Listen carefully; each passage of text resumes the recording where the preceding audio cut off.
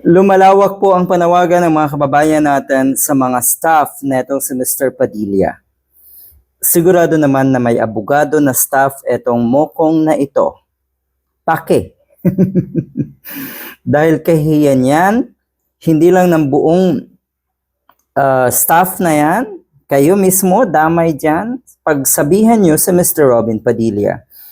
Kung siguro hindi talaga kayang pagsabihan at kahit or kung ano man ang gustong sabihin nga netong si Mr. Robin Padilla ayun ang masusunod, umalis na kayo dyan kasi damay kayo sa kahihiyan. Ang sinisisi ngayon ng mga kababayan natin ay yung mga staff ni Mr. Padilla na hindi man lang masabihan kung ano ang dapat sabihin ni Padilla.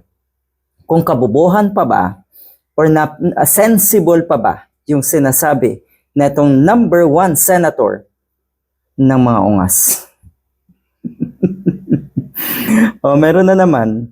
Gusto niya i-justify muna, syempre, yung kuno ay one-sided remark niya. Sige, explain mong mabuti at tignan natin, doon ka lang dapat kabahan sa idea na mali ka na nga, i-justify mo pa, lalong lumalaki yung kamalian mo. Lalong nakikita ng tao yung katangahan ng isang Mr. Robin Padilla. Nakakalungkot na meron tayong ganitong senator. Ano ho?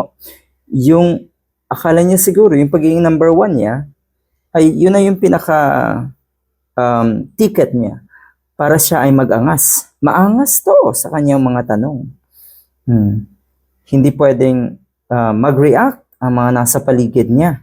Sige nga, paano ka makakapagpigil sa pagtawa sa mga ginagawa mo? Paano makakapagpigil yung mga naandyan na mag-react sa mga sinasabi mo? Negatibo ang reaction. Hindi ito pabor sa'yo, kaya ka nagwawala. Kaya ka naghuhuramentado, Mr. Padilla. Ang sinasabi ngayon natin si Mr. Robin Padilla, ang trabaho daw ng prosecutor, ng prosecution, ay para sa katotohanan at proteksyonan daw ang mga inosente.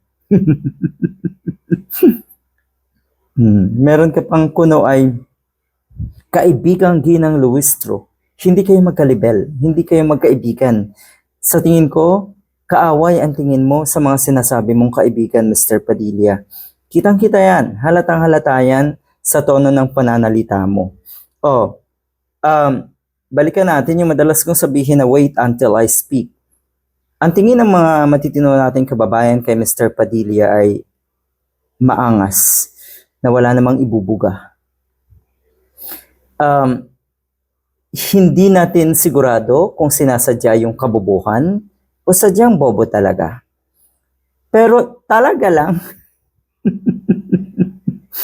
yan ang tingin ng mga kababayan natin. Tapos parang gusto mong sabihin, gusto mong isipin ng mga taga-suporta mo na hindi ka kinaya ni Congressman Jervy Luistro.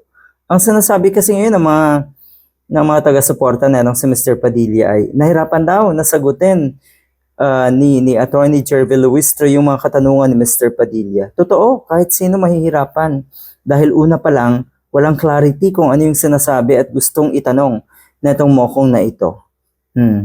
Kahit sino kahit sino matino. Siyempre, ang iisipin pa rin ng mga taga-suporta ni Mr. Padilla, bravo, kahanga-hanga yung ganitong klase. Baliktad